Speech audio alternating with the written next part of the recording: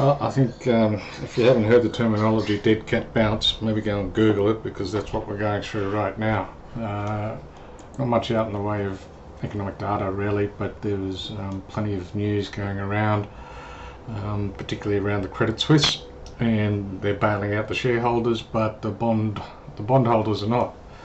And it's a government enforced bailout. The shareholders don't get a say in it, which is also rather, how would you put this, dictatorial.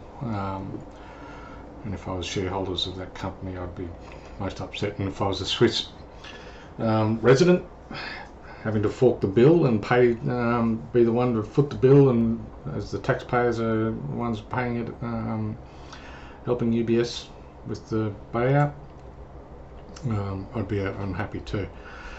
Anyway, so dead cat bounce. What we're seeing it here is we're seeing it here in the bonds. It got sold off during Asia, but then during Europe and US sessions, interest rate yields bounced, with the expectation that the Fed later this week will be raising interest rates another 25 basis points. I think that's around about a 70% chance that that's going to happen now, but the market's also pricing in that that's where it's going to stop. So there's that. But we also see it in VIX, which is the fear indicator. It spiked and then everything seems all fine. There's nothing to worry about. US stocks fell off but then bounced. Nothing to worry about. All fine here.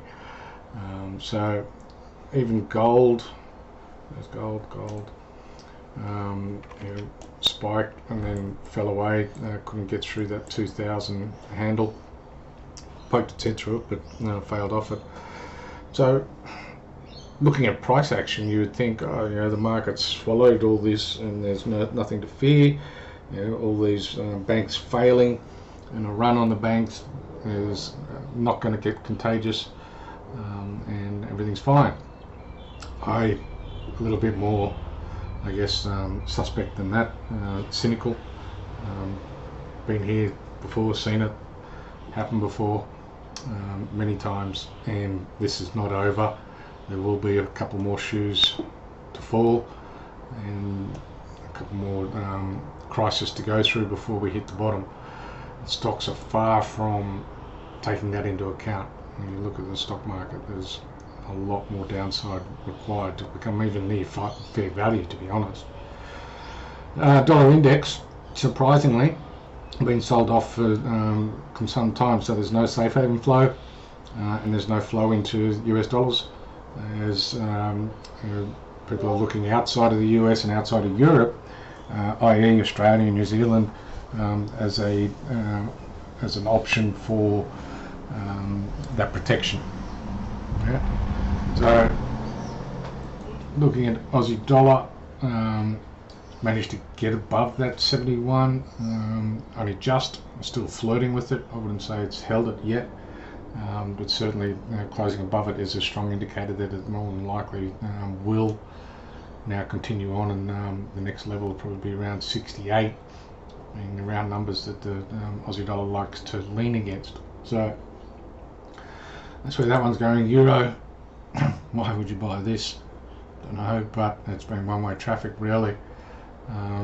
Since the Swiss National Bank, that was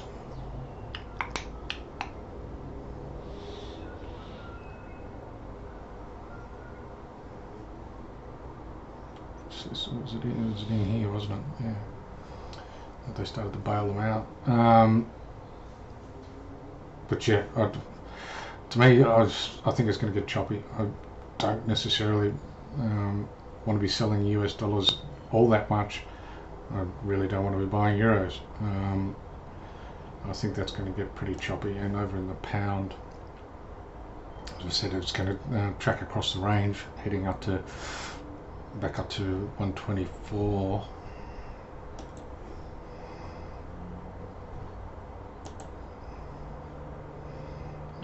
So around that level,